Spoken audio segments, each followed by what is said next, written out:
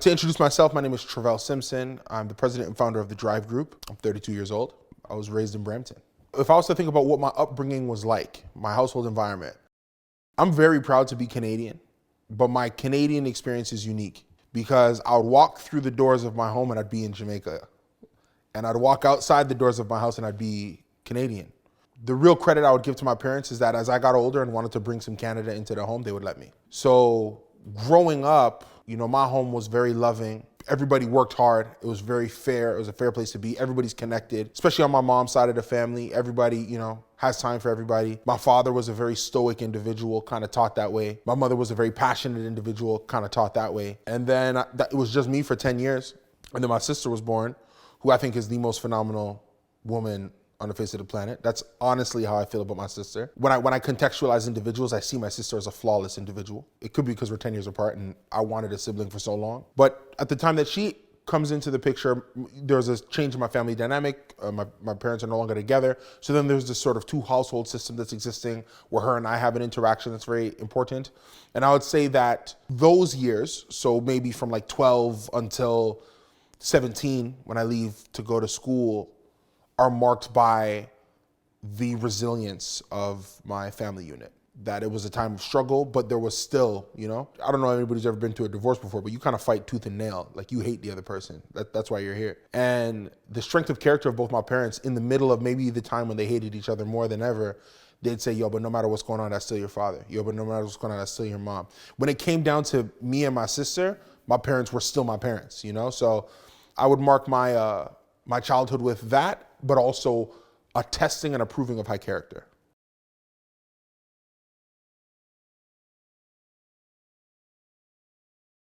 As a child, my hobbies.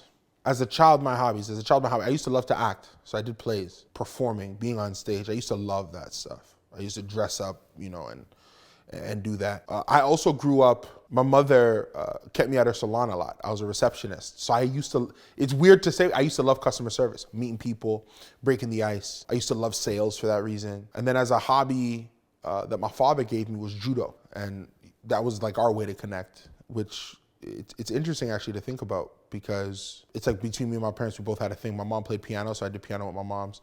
My father was going to judo. And then there was this one period of time when judo and piano were on the same night and I had to pick, what was gonna happen. I ended up picking judo, which was an interesting choice for me at the time. And then by the time I got to high school, I was all about football. Always had good grades because I had no choice. I remember one time I came home with a B+ and I was crying, Mom, and instead of consoling me, oh son, it's fine. She goes, I would cry too. That's the best way I could put it. I would cry too.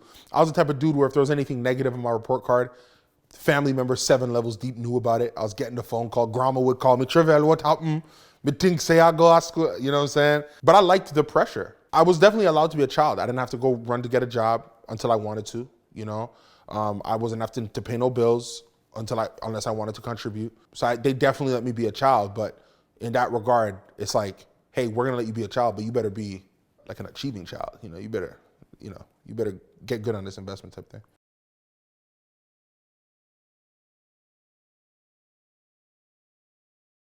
My high school experience is interesting. So I went to school in Rexdale from kindergarten all the way to grade 4, like these formative years as a young person. And the reason why I did that, my mom's salon was in Rexdale, but I always lived in Brampton. So what would happen is we'd wake up early in the morning, she'd drive to the salon, I'd walk from the salon to school, leave school, come back to the salon, which is why I was there all the time. So my mother and I are like this because in those years, my mom and I were like at the hip. So when I go now to school in Brampton, finally, all these kids already had connections. So grade 5 was, I promise I'm gonna end up at high school, but I'm giving the context. So grade 5 was, I think, incredibly lonely for that reason, because all these kids had connections and I didn't have any of them. And then even when I was in junior school, I didn't have a lot of connections because I couldn't go to birthdays because they all live in Toronto and like Markham and mom and dad are working. It's not Brampton, nobody's gonna come give me a ride. So then it was still this sense of aloneness. Then I go to grade 6, and I went to a school called Earnscliffe, where it's the same thing. A lot of these kids had their preset connections. By the time I got to grade 6 is when I finally got my braces. So it was a whole lot of stuff that wasn't great. I go to grade 7 now. I went to a school called Herb Campbell because I was in French school. And my parents finally moved. This is when Brampton was expanding. So they moved past, remember Sandalwood when they started to kind of dig out closer to Mayfield and stuff. So we moved to this home, and then I'm going now to Herb Campbell, which is in Caledon. So when I go to Herb Campbell in Caledon, from this experience, just to give a context of Herb Campbell, the year that I get there in grade 7, so Herb Campbell's a type of school that had a junior school and a middle school attached. So you go grade 6, 7, and 8. So when I get there in grade 7, there's, you're looking for your peers, your 7th graders and your 8th graders. 12 of us were black. And that's because I'm giving the Guyanese guy like some bail, right? So 12 of us were black. And I remember day one of grade 7, teacher says, you guys got to share lockers. I look around the class, there's one other black guy in the class. He walks over and he says, might as well, dude, And then we share lockers. That's my best friend to this day. I should say one of my best friends. My other best friend would kill me if I didn't give that. One of my best friends to this day from the 7th grade, from that. So I finally, for the first time, had my tribe. I'd never had tribe before. I'd never been invited to a birthday where I knew my parents would let me go. Grade 7 is the first time that happens for me. So I spent my grade 7 and 8 years with this group. And the guy who shared lockers with me was super charismatic. One of the best athletes I'd ever seen at that age. I mean, this guy was winning athlete of the year for no reason. Obviously, ends up getting a full ride scholarship to play soccer. So this guy was a good athlete. It wasn't a game. Set the school record for points in a single game in middle school playing ball, hitting nothing but layups, like just running by everybody. So he was a super dynamic dude. So he's getting invited to the parties. He was charismatic. He understood. So I greatly slotted myself just on his wing. And I'm riding through middle school like that. Now we're going to high school. So to give this concept, so because I'm on the wing of the man, to me, in my middle school, we now go to high school and it's reset, right? And the hierarchy of high school, I went to Bramley Secondary School, begins to play itself out. So they like him because he's the man.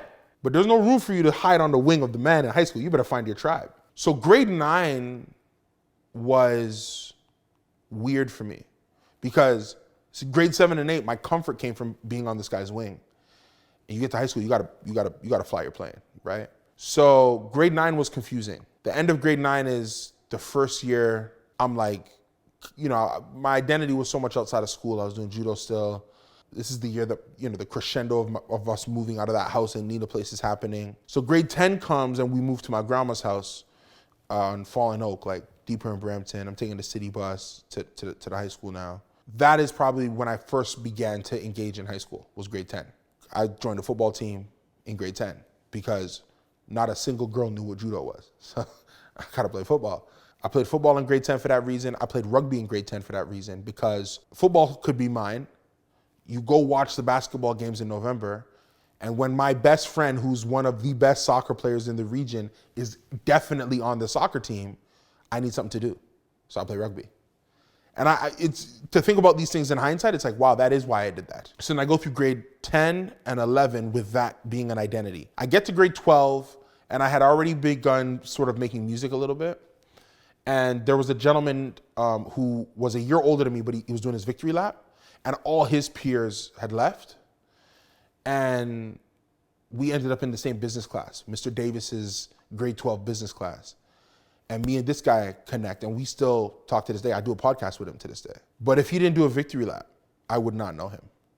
I knew of him, but I would not know him if he didn't do a victory lap, because all of his tribe leaving, then he's looking for a new tribe. And we connect on music. And he gives me confidence that I could actually do music. The dude had a studio in his home. So by the time I get to grade 12, after going through all these procedures and processes, I think I'm finally in a place where I could enjoy high school. Prior to that, it was really an oppressive place. So that's a long story, but that was my high school experience. It was probably really trying to find my tribe.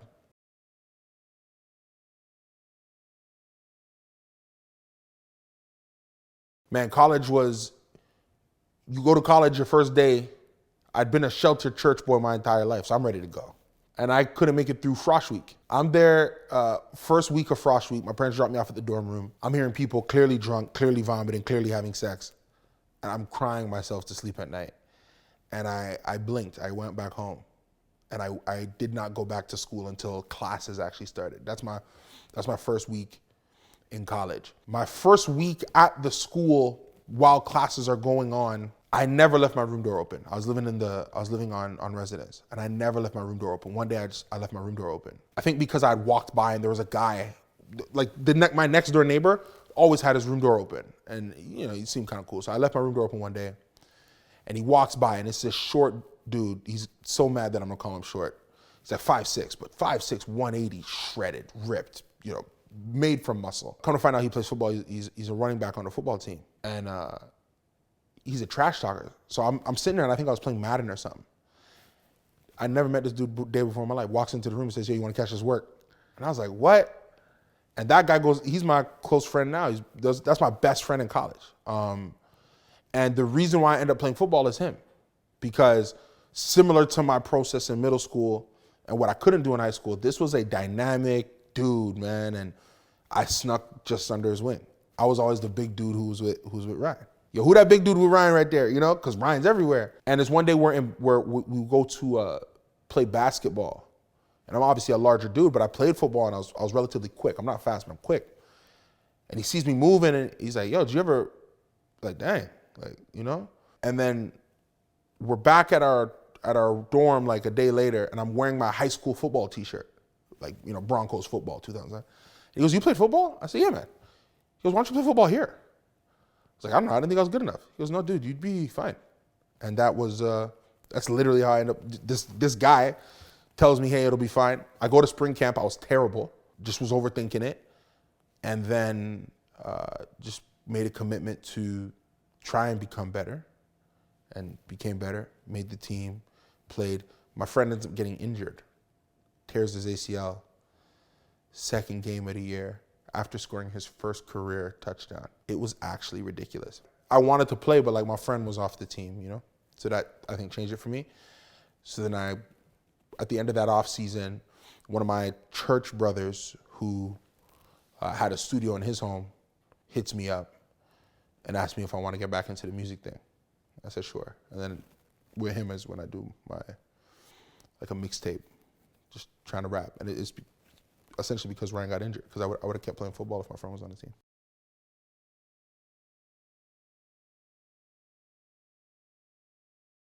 So my exit from university is interesting insofar as it just happened, I was just going through the motions, and then one day I graduated. I didn't even go to my commencement. That's how anticlimactic graduating was in my heart and mind. Another factor was a lot of my friends weren't graduating on time. So it wasn't a thing where it's like, "Hey guys, we've all done our 4 years, let's all high five." Like, some of these guys were not leaving, you know what I'm saying? Like, yeah, some of them, we was not leaving, right? So there wasn't that thing. And the job I had at Davis & Henderson, I'd now had for what would have been 3 years, So it was just this natural flow into, okay, I'll do the Davis & Henderson job. And they had been fantastic for a long period of time, where when I was out of school, they'd give me full-time hours. When I was in school, they'd give me part-time hours. When I graduated, that became, I think just over the years too, like, it was rough. Like, I think what they noticed is when I first got there, I thought, this is a job I'm gonna, this is the Jamaican person's dream. I'm gonna get a good job. I'm gonna meet a good woman. I'm gonna get good grades. This is a company that I'm gonna grow in. Partway through, I realized I was gonna grow nowhere there. So I was just going there and putting in the time. Plus, I was also making music, and I was very addicted to that. So they knew they weren't getting my best, and it became just this sort of battle. So I was at Davis & Henderson for maybe a year after I graduated. And the real event is my uncle's wife, God rest her soul, passed away from cancer. She lived in Barbados. And I asked for time off, and they said no. And I remember thinking, man, for what was at the time like $22 an hour, these people are keeping me from mourning my family. $22 an hour. And I kind of felt sick of myself. $1,500, like, I just kept doing the math. For $1,500, I let these people take me from my family. $1,500. I couldn't, and I'm so close even now with my cousin, who had such a tough experience with that, $1,500, I couldn't go hug my cousin. I couldn't go shake hands with my uncle. I couldn't go talk to my younger male cousin. I couldn't even go to the grave. I still never been to the grave site. And Auntie Rosalyn was an amazing woman. $1,500. So I think that probably put a seed of, I'm never letting that happen to me again. So after that, it was, my future will not be working for nobody else, but whatever I do better pay me, because now I'm a gun for hire. So I got poached from there, or no, I quit that job without having a job, just off of frustration, and then quickly realized that I should never do that again because I was running out of money. and just started hitting the Kijiji pavement. So you know how you can, so I'd sync up my resume and then you could just open a bunch of tabs, like 100 tabs, apply. And I'd just be doing that for hours and then just doing interviews. And I think I calculated I had like 3 weeks of money left. It's crazy because even if I get the job, they're not gonna hire me for 2 weeks. So I was like, man, this better work out. But fortunately, by the grace of God, got a job at RBC. And that felt, at the time, like what Davidson Henderson wasn't, which was a way to get a job that gives you a path. So I was very grateful and thankful for that. And it was a bunch of young, fresh out of college individuals. So that was a very, it's very interesting, right? Because you're working with your peers. And then from RBC, I got poached by a headhunter to send me over to Genworth. Genworth is the company that does mortgage insurance. I'm doing mortgage insurance, and then they send me into a program called Homeowner Assistance Program. So at Genworth, I was a regional auditor. So what would happen is banks approve mortgages and I would review them for compliance. So you get to understand sort of leverage, you understand debt, but one thing it taught me was people's finances. Because you're looking at these profiles and you're seeing, this is how much income this person says they have to get this house. And you're looking at these numbers and you're like, man, to get a house that's worth this person had to make that. To get a house that's worth this person had to make that. This person didn't make that, but wanted to get a house that big. Who'd they put on there? They're putting the kid who works at McDonald's on the application. So it was weird. It was like this weird human experience for me. Things really changed when I figured out commodities trading or foreign exchange trading. This is huge at the time. There was a bunch of like multi-level marketing companies that did it terribly, but it was an introduction. So I started managing my own book pretty aggressively while I'm at Genworth. I had a manager who, even the way I get the job at Genworth is crazy.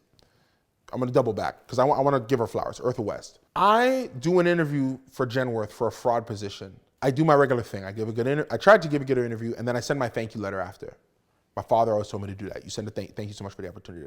In the interview, they pick another woman who had more experience. Nothing wrong with that.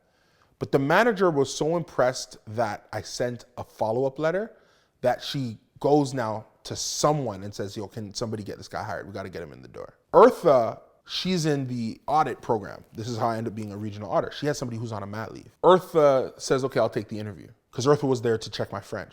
So they call me back in. So my headhunter, who's trying to get me a job, says, hey, they said no to the fraud, but they want to see you again for this other thing. I think it's a good idea that they want to see you again. So I'm like kind of hurt that they didn't give me the job. I'm like, okay, cool, because this was gonna be a serious pay bump, right? RBC had nothing on what Genworth was talking to me about. So I go there and I'm sitting with Eartha and we're talking, and I get the interview. She goes, I'm inclined to give you the job. And it's me, Eartha, and the other woman, right? The other woman is not black. Eartha is black. I'm not saying that this matters, but it might. The woman leaves the room. Eartha leans forward over the table. She says, I know you can use the money, so I'm not gonna fight you on the salary, but don't make me regret this. And then she leans back. I got the job the next day. There's never been a manager on the face of the planet I wanted to work harder for than Eartha West, because I appreciated that she was honest. Don't make me regret this. Don't make me regret this. When I told Eartha that I started to trade, we had such I think from that, just a camaraderie. She encouraged it. Yeah, man, do that. It's a good idea. Yeah, man, do that. So throughout my time at Genworth, it's a mat leave contract. So it's a year, but they want to keep me. And to do the homeowner assistance program, I left Eartha's team. If I stayed, now this is God at this point. If I stayed on Eartha's team, I wouldn't have quit, because Eartha had my back. When I left Eartha's team, I got with a different manager. Now I won't say that person's name because it's a negative story, right? But I get with a different manager when I'm not on Eartha's team, and my trading is finally starting to kick up. And I just do the math, and then I quit. But if I was on Eartha's team, I wouldn't quit. Quitting is then what starts the drive group, because I'm making money and I have a friend say, what are you gonna do about taxes? I said, what do you mean? So you need a company. I said, okay, cool. And that's the beginning of the drive group.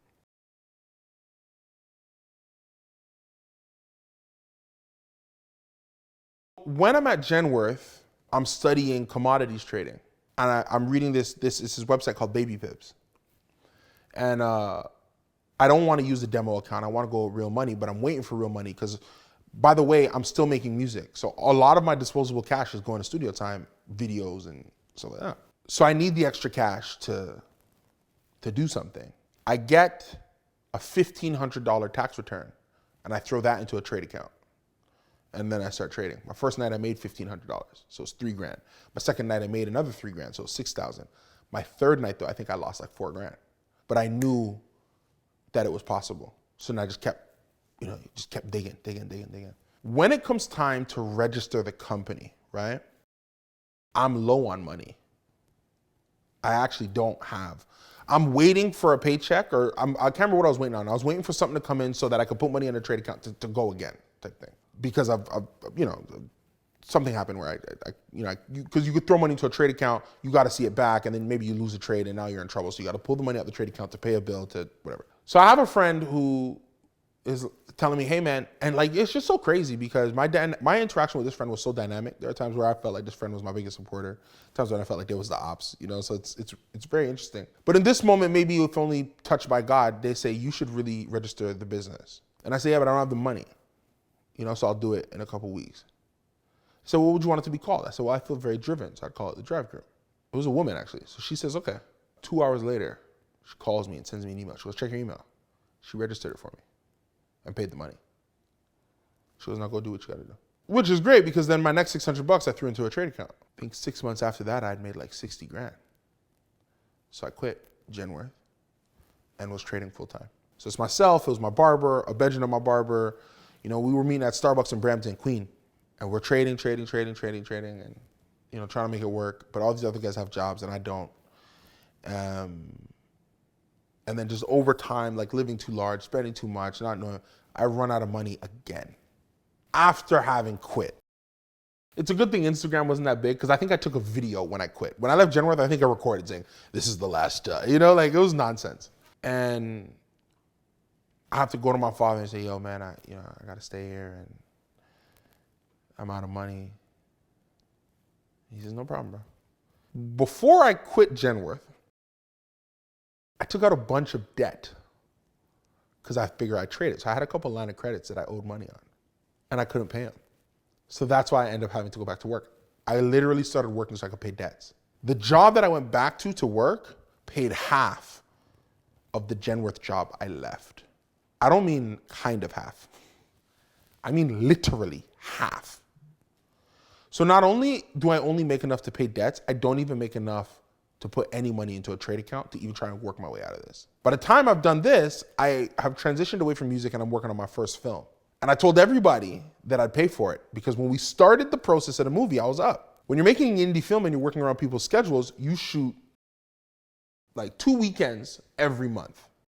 By the time we get to month 4, I'm on life support of money because I'm working this job.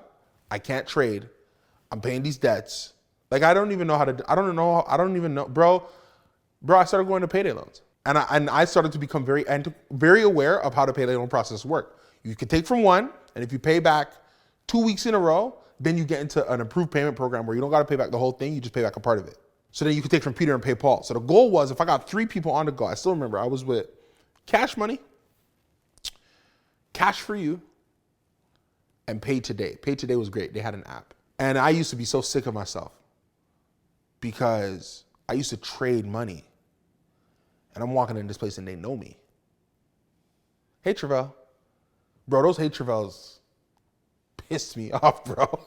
Those Hey Trivelles pissed me off, doc. Don't know me. You know what I'm saying? And it's like you're standing in line and you think you're something, and you're standing in line behind someone who's getting like, who just does not look like you and them should be in the same line. You know what I'm saying? Like, not to be whatever, but like like, what is going on, bro? Like, I've never even told the story this way. Nobody knows what was going on in my mind. Because at the end of the day, the Drive Group is a business. Bro, it came to a point where the fees on my company bank account, I couldn't pay them.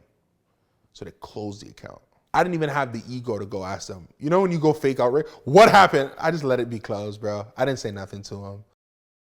You know when you get letters, you just don't even open them. I know what's in here, bro. Like, it's fine. That was a crazy, crazy, crazy set of time. Finally, I find another job in this process that can trickle me out some money. I go back to sales. I end up working in logistics. So I go to a company called Dan Ross. And I finally make enough money to start putting my trade account back together. So I'm growing my trade account at Dan Ross. But I'm not going to only get 60. I got to get like 120 because I have the scar, the taste in my mouth of what just happened. Plus, I got to pay off all these line of credit loans. Bro, I had a line of credit from a company called Mogo Money. I think Mogo Money has been like shut down now for predatory lending. Like, I was with Mogo Money. You get me? Like, I was with the worst of the worst. I was trying to, you know how they say if you got enough payday loans, you could work your way up to our credit program? Like I was worked my way up to everybody, you know? My credit, I don't even think was good because of this stuff. Like it was a crazy, bro, I had a TELUS phone bill I couldn't pay because it was like $3,000 and I couldn't pay it. That's another thing, that's another thing. I had to go into credit consolidation. So there's this company called X Bankers that gives you debt relief. Even that's crazy. Because the thing is that when you go to X Bankers, you can't take on new debt because it shows up on your bank statement that you're in credit consolidation. Can't get a new credit card, can't get a new car, can't rent an apartment because you're in credit consolidation. But I needed the relief. So all this coming together in a beautiful dance. I'm back at Dave and Ross. This is probably like late 2016. The same friend that helped me register the Drive Group. No, this would have been 2017 then. That helped me register the Drive Group. Because this is all, like, it sounds like a crazy story, but I'm telling you, this is all like 6 months. It all fell apart in 6 months. The same friend who helped me register the Drive Group says, I'm starting a tech company. You're the only person I trust with my money. Will you come? I said, sure.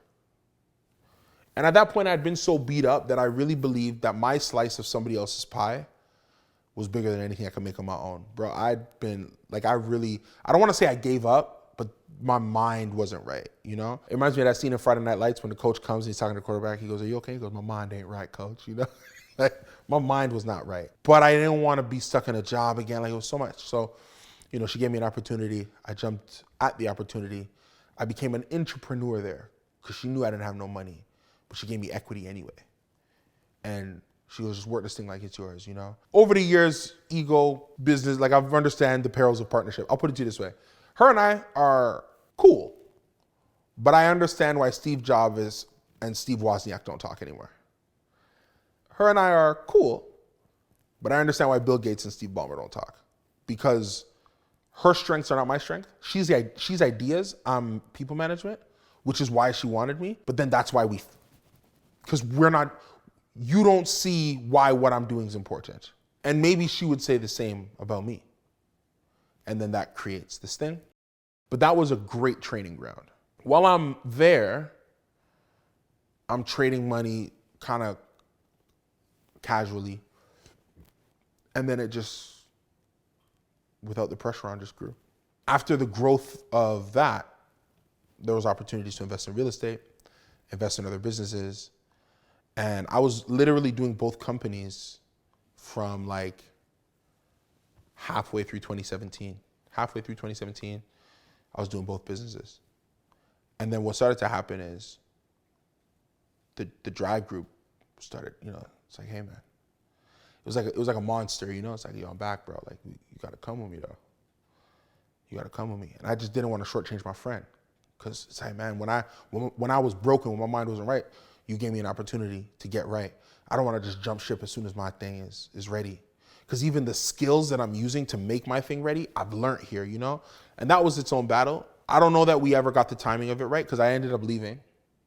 I don't think I left at a time when they would have wanted me to leave. But it was time.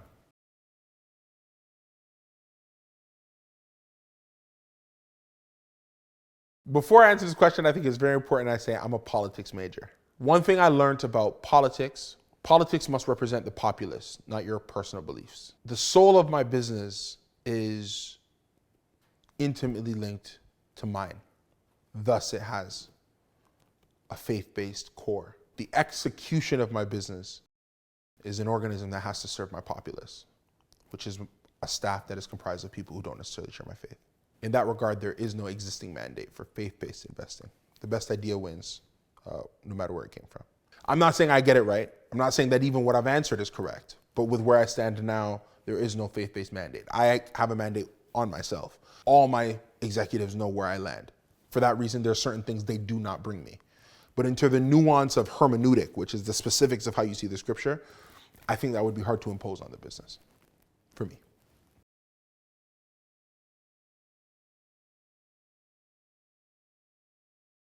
So this one's not about money, but it's the one I use.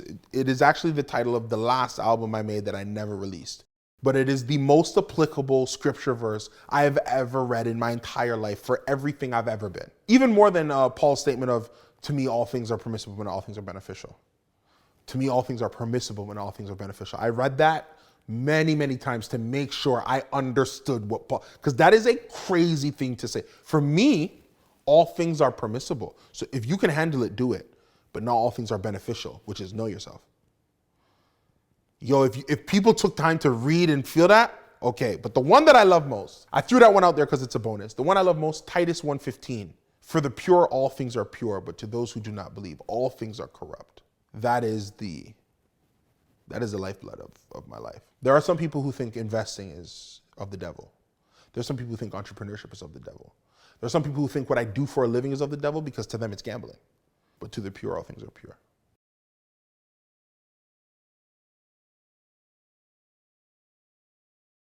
Capitalism is driven on the concept of success and failure, but it's also driven on the concept of the expert will win. I am not against Masterworks. I am not even against Wealth Simple.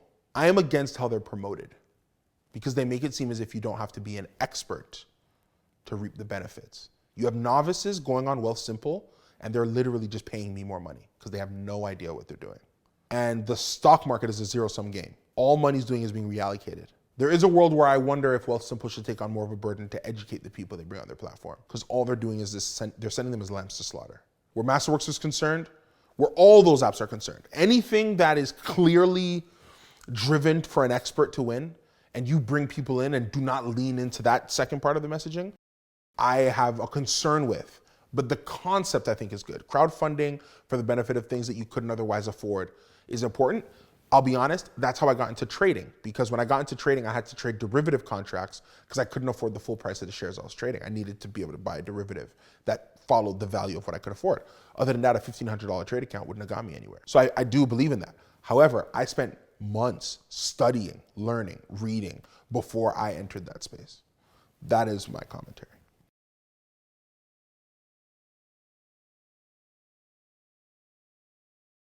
Current economic climate in Canada. The most important thing people should know when they consider the current economic climate in Canada is our population.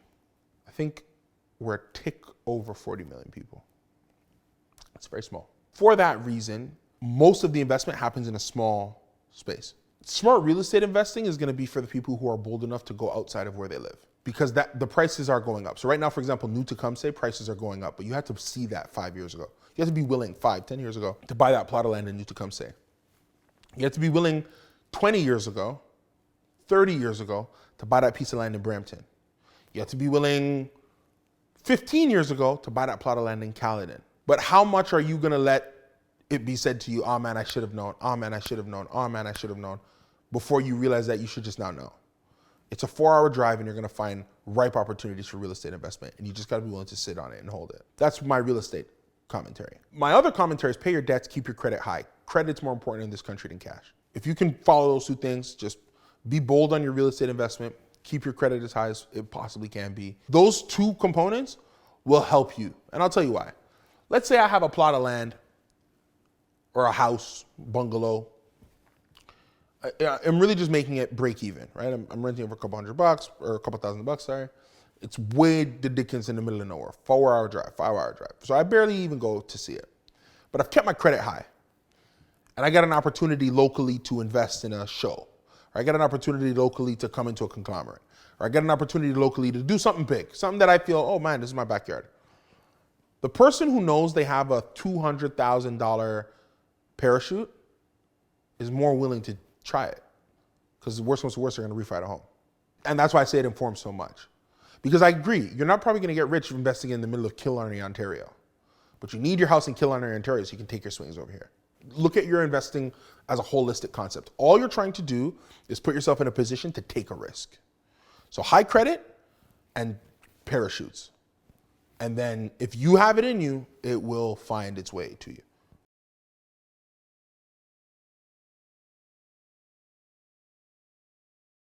Crypto, what you're seeing now is what the people who have been in the space for years always talked about. There's a moment where the price dies so that the governments can impose their control. But the merits of the asset class should still reign true, and I think you should still see a growth. 3 years from now, you might be able to see like $200,000, $300,000, $400,000 per Bitcoin prices easily because the rules of the asset class remain the same.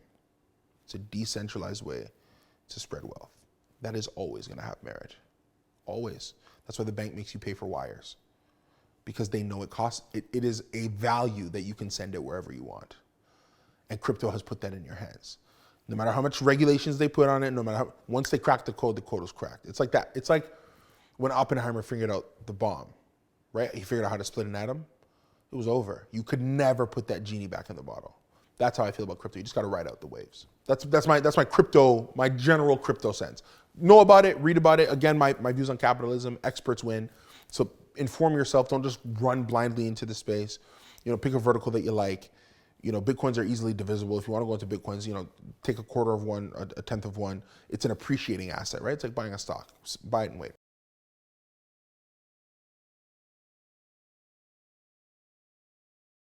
People like the idea that they have discovered a genius. So instead of saying, how did Sam Bankman-Fried trick all these people? I'm going to ask you, how did Elizabeth Holmes start Theranos? And how did Andrew Noonan get so much money for WeWork? And then how did Travis Kalanick break Apple's rules on monitoring when he made Uber and stay on the App Store? Because sometimes, man, if you get a guy who's crazy enough to go there with an empty gun but wave it around like it's full, people will believe him.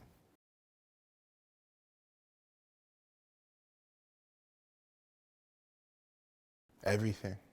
This thing's a game, man. I wake up in the morning, I take a trade.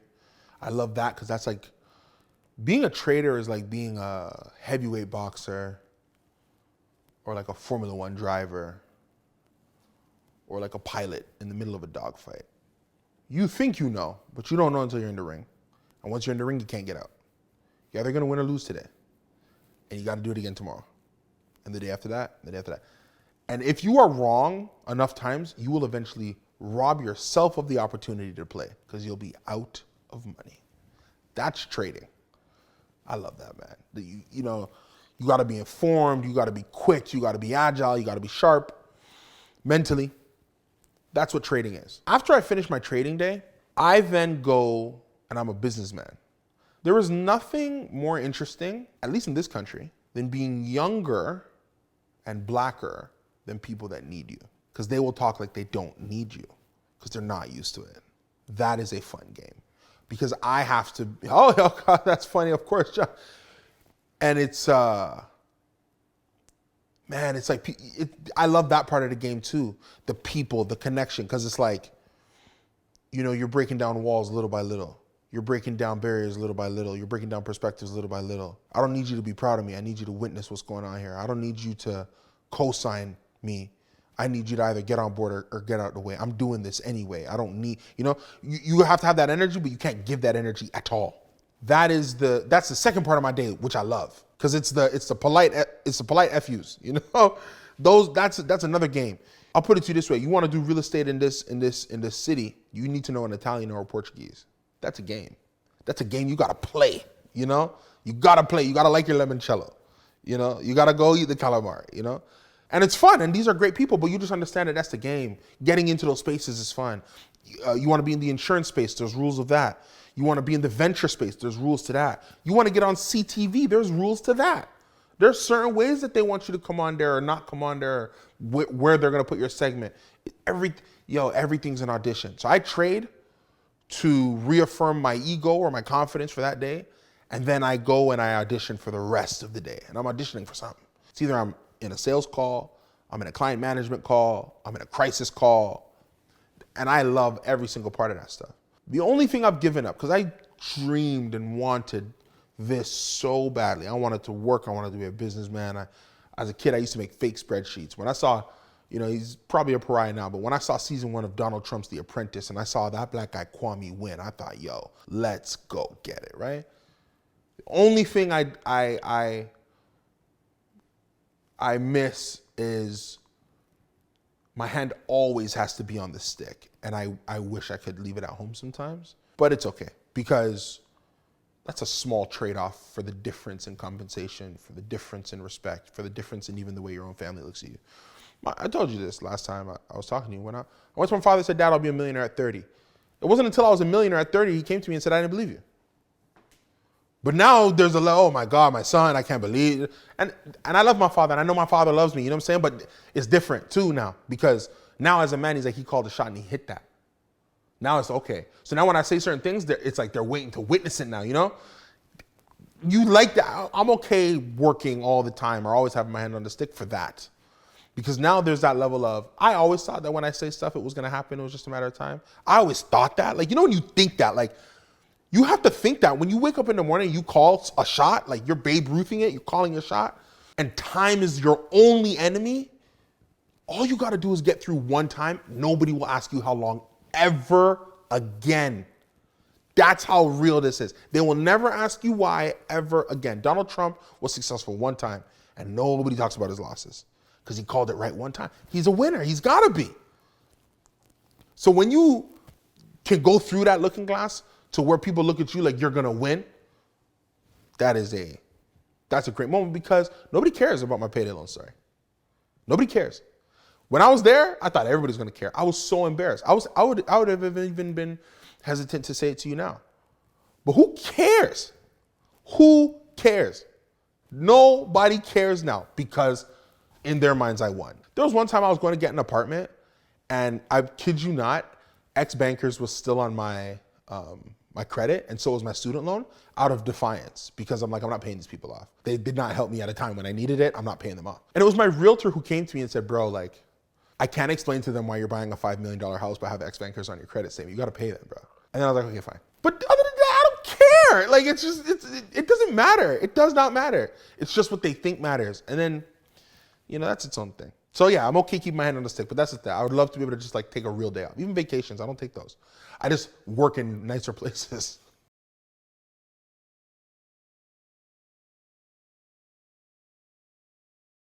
Cybersecurity. Cybersecurity. 100% cybersecurity. Cybersecurity companies, so as we move towards cryptocurrency, as we move towards a more digital world, as we move towards breaking borders through those means, cybersecurity is going to be the most important thing, but it's the most important thing to governments, and governments pay no matter what the economy is doing. Cybersecurity.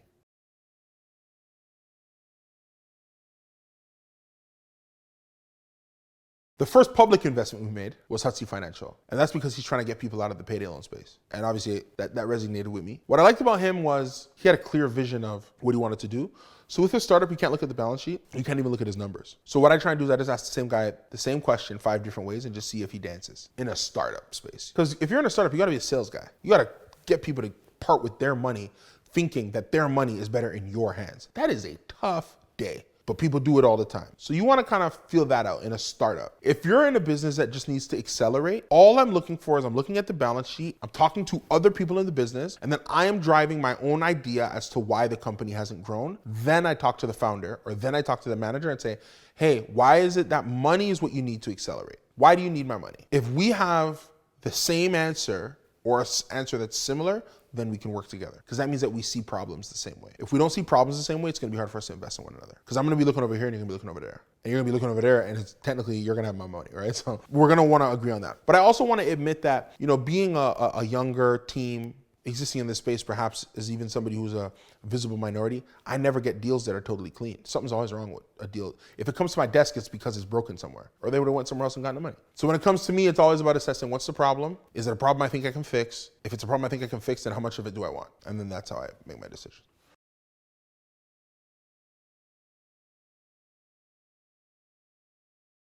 Yo, I'm about to promo a page. I've never met this person. Cold Fusion on YouTube. That guy's incredible for tech and business. And it's like he'll have stuff out the day it happened, right? And it's like these 15-minute summarized YouTube vignettes, highly stylized. I love his stuff. Obviously for work, I'm always on to the news. So CNBC as an app is always giving me alerts. So I stay plugged in there. For my company, we do a segment called 5 and 5 with Drive. So we're always scouring the web for stories that we're gonna then put into our package for that week. And that's a big place I get my news to in preparation for the 5 and 5.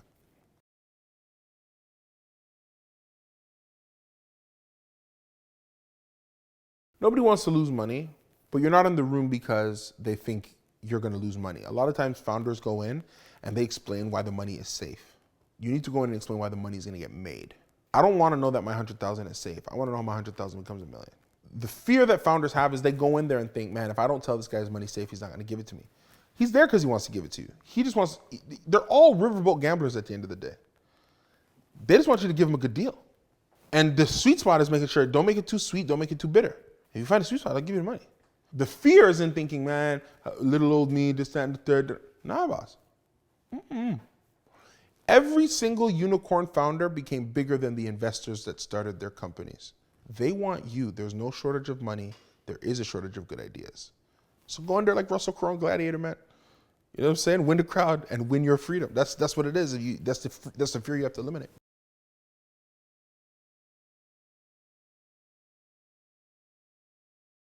There's a couple things that are universally legal. Universally. You could do them everywhere. One of the things that's universally legal that nobody talks about is fear of black people. There's not a systemic issue in the industry. There's a systemic problem in this world. You're allowed to be scared of me and not know me. I am not allowed to be scared of you and not know you. If you're a certain culture, I am not allowed to be scared of you and not know you.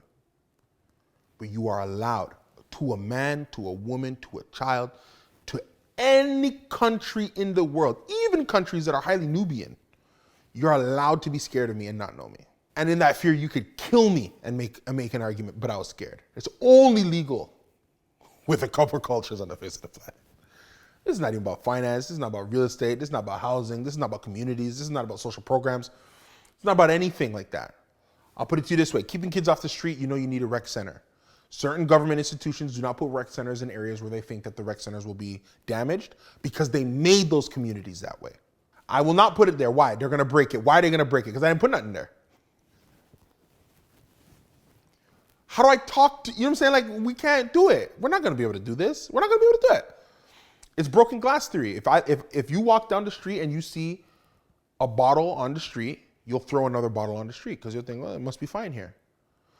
You got to pay the money to have someone pick up the bottles. The people will eventually stop dropping the bottles if you pay to stop dropping the bottles. But you can't put nothing there, which means companies don't want to come, so there's no jobs. Which means teachers don't want to teach there, so the schools are bad. Which means people don't want to live there, so the real estate's undesirable. Which means community centers don't go there, so the children have no place to go. Which means, by law, your public officials who serve that industry are on high alert because they're nervous about this area where they know that nothing has been put here. Which means voter turnout in these places is low because who knows where people are even going to go vote. Which means when people are running for office, they don't even go campaign in these places. So these people already feel unseen and unheard. Which means none of your tax allocation dollars go to even repairing what's wrong with these industries and places and buildings. Which means these places have no seismic footprint or radar on the map at all. But for the musicians that will come out and glorify what they've done, or the athletes who will come out and glorify what's happening there. John Morant. Anyway, I'm not even gonna get into it. And you're gonna ask me why certain things are happening there and ignore the 10 clear indicators? Then you're gonna say it's because there are single mothers there? I don't even know what we're talking about. So there's a systemic issue with how black people are seen in the world. I feel the pressure all the time. I hate it. There are moments when I know I am leaning into this sense of like, this is my moment to change your perspective on my culture. I wonder how many other cultures feel that every day. Maybe they do, maybe they don't. I talk about a lot of people who eventually get comfortable in their skin. I've never been comfortable in mine.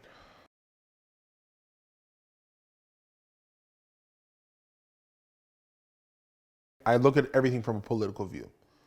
And I am a person who's, I try and be incredibly open. The greatest victory for me of the same-sex attracted rights movement, right, is that if two heterosexual men are talking and somebody says a discriminatory slur against same-sex attracted individuals, two heterosexual men talking, one guy will correct the other guy.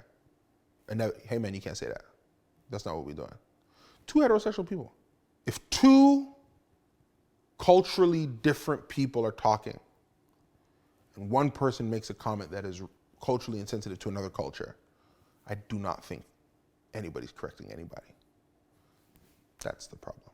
I don't need your Twitter. I don't need your videos. I don't need your YouTube. I don't need your big speeches. I need that when you go to your dinner party and you're by yourself and there's no cameras here, just tell them not to say that. Just hold the standard private. I don't need the pomp and circumstance. Bro, I didn't need all those check-in messages after George Floyd, bro. I didn't need that, bro. I don't need you to talk to me. Talk to y'all, man. You see how you telling me I had no idea. Go fix that. And then use that information and help. I'm not asking you to be public. I'm not asking you to embarrass yourself. I'm not asking you to even come out. Yo, just when you home. My sister and my sister's 10 years younger than me. We talk about feminism. We talk about same-sex attraction. We talked about rights for people of all kinds. Because it's human, like we're engaging with the human experience. Just, humanize it. That's it. Yo, just humanize it. Just see it as a human issue. Don't see it as my issue. I don't want your pity. See it as a human issue. Any more than my same-sex attracted classmates, they didn't want my pity, bro. Like when dudes were telling me that they were same-sex attracted, he didn't want to sleep with me. Like, you know what I'm saying? Like we're humans. He wants me to humanize him. Don't be sorry for me. Don't look at me as the other. Yo, humanize my moment right here. Do you know that to humanize me, you don't have to agree with me? Yo, to humanize me, you don't have to support me. You don't have to agree with me. You don't even have to join me. You just have to see me and then acknowledge what you saw. That's it. And I don't know why the conversation's so radical. There's like a concerted effort not to humanize the conversation. You got to humanize me. So I don't think anybody got to speak out nowhere. And if anybody's going to speak out and say anything, just encourage everybody to humanize the topic in your private circles, in your private homes, in your close friend groups. Yo, if a group of racially insensitive people get together and just start talking, but are willing to just humanize it and I honestly think they would leave better. They used to say that only same-sex attracted people could get AIDS. That wasn't a conversation that was shifted because the same-sex attracted people came out and said, yo, don't say that.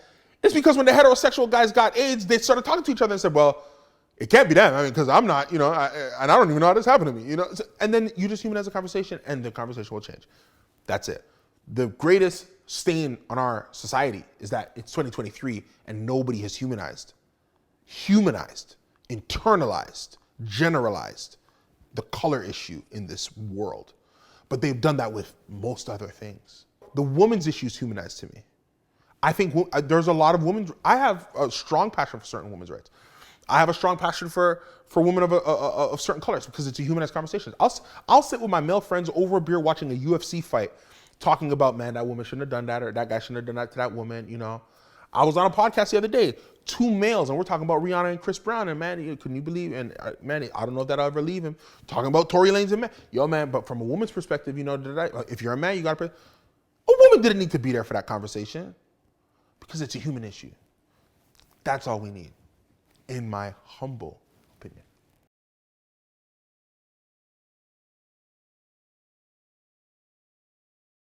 Talk is the result of myself, my writer, who's a guy named Brandon Christopher. Brandon wrote Talk, and it's his story to tell, so I won't say it. Brandon was coming off a tough time. And when he comes with the script for Talk, there's concepts of who this character is. I saw the elements that were him. And Brandon's a man of color. And I remember feeling, not guilty, but saddened that, and I've known Brandon since college. So this is since I'm like 17, 32. I've known Brandon for years, bro. We're close. We've worked together many times. Brandon used to come to my rap shows, dude, with his camera when he was at Seneca working in the children's department. Brandon's a good dude. And I knew he was going through a tough time. And us talking about the character and the script was the most we probably talked about how he felt about what was happening to him. And we weren't even talking about him. We were talking about the character. But I'd lean into parts that I thought might have been him. He was under so much stress, man. It was breaking him. And the idea that like his first thought was like, yo, I can't talk about this. I don't want to seem less than human. Then to myself, when I read the script for Talk. So I'm thinking about Brandon, and then I'm thinking about myself. An honest assessment of me. Probably didn't like myself until I was 31. And the reason is because of the pressure I put on myself to try and be something, or the pressure to try and be moral, or the pressure to be the church boy, or pressure. And every year that you don't get, even just when you tell somebody, oh, I run a business, and the pressure, a lighter version of this is like, and I love them so much for this, actors. Hey, what do you do? I'm an actor. And the natural question, oh, have I seen you in anything? And the pressure to want to say yeah. But the answer is no. But you're still an actor, man. It's okay, you know? But you know they don't feel it no more now at the dinner party when you just said, have I seen you in anything? No. I'm a director. Oh, anything I've seen?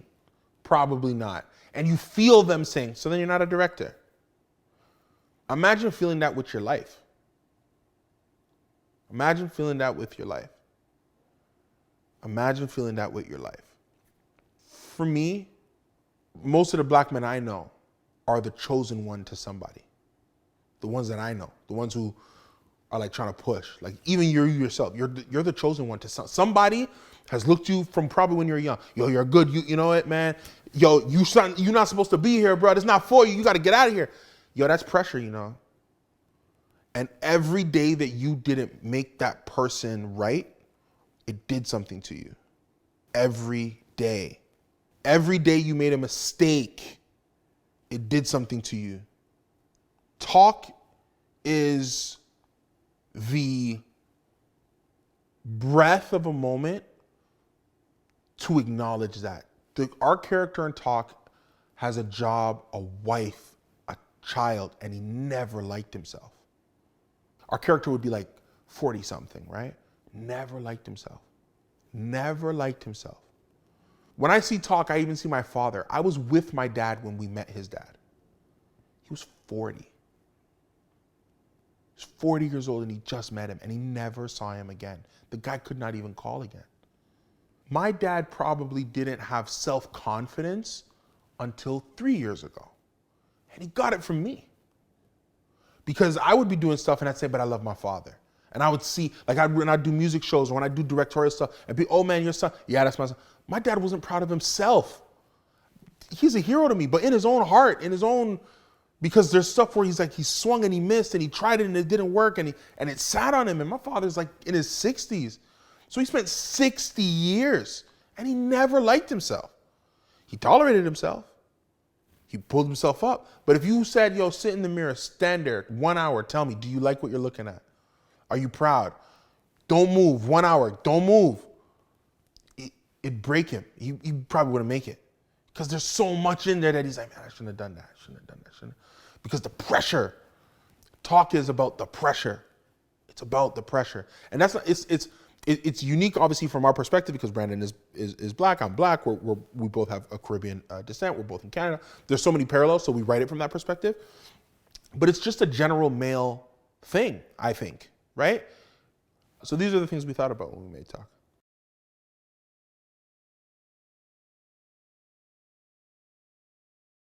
What you need are guys or girls like you, but in their field. And then you got to trust them.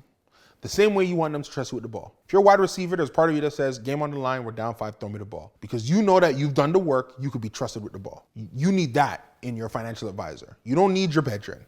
You don't need your dog that's been with you. If you want to help your dog, give him money, don't give him a job. And if you're going to give him a job, don't give him a job that holds the whole bag. Because he's your veteran. He's not like that. Like sometimes it's okay to admit, yo, he's not like that. You need the people around you who are like that. They're around you. They don't not exist. You just need the people who are like that in their field. That would be the advice I give.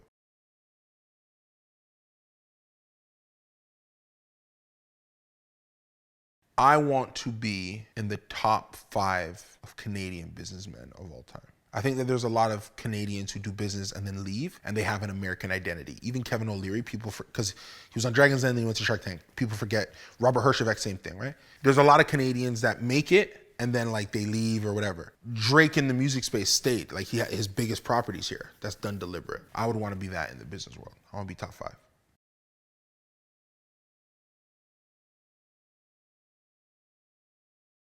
Religiously, John Piper.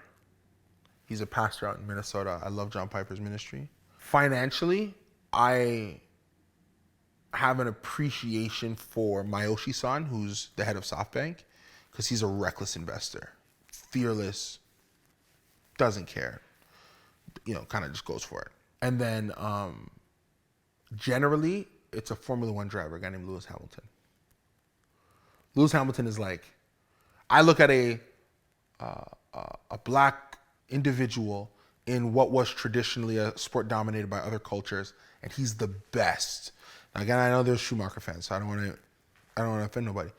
But to me, Lewis Hamilton's the best Formula One driver of all time. 7-time world champion, most podium wins, most general wins. He's having a tough season now. He had a tough season last year with Mercedes. Lewis Hamilton is like literally, I'm not wearing one today. IWC is my favorite watch brand because they sponsor Mercedes, and that's who Lewis Hamilton drives for. Lewis Hamilton for sure. For sure.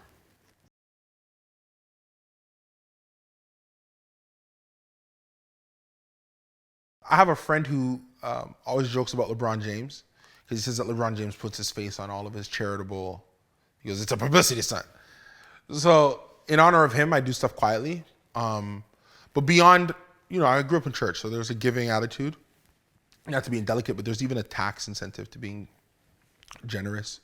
So a lot of that obviously happens. Drive 250 is, going back to something we talked about, being in that mid-tier of investment funds. That's our attempt to do that. So it's a bridge between The Apprentice and Shark Tank, where top 10 entrepreneurs will give a story every week on Instagram. The person with the least amount of views is going to get eliminated. The top 4 are going to come to Toronto. We're going to give them each $5,000 to put together a full pitch of their business. The winning team is going to get a $250,000 investment from us. There'll be about a 30-day lead time for us to do negotiation because 250 isn't the same 250 for every company, right? For some companies, 250's 5%, 10%, 2%, 3%, 30%, whatever that percentage is. We go back and forth. The goal is obviously that the companies in our top 4 would be invested in by other people, or maybe we even double back and give them 100 grand, 150 grand, whatever the case may be. Maybe we like the ideas. But yeah, Drive 250 is an opportunity for entrepreneurs of all sizes. So whether it's a brand new idea, or whether it's an idea that exists but you need cash to scale it, Drive 250 is designed for you to submit and give yourself an opportunity for the public to tell you if you're right or wrong.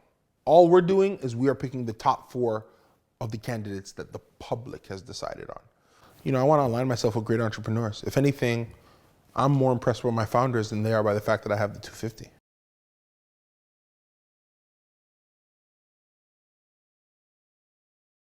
Oddly enough, you think, well, I can't mess it up now.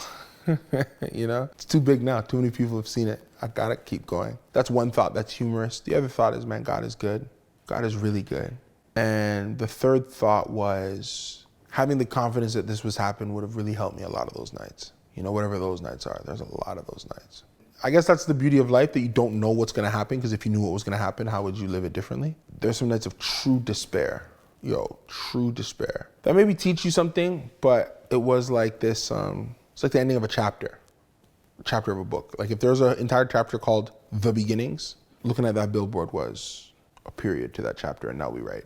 But it felt like a crescendo to a moment. How you guys doing? This is Trivelle Simpson of the Drive Group, and you are watching The Hustle Never Dies.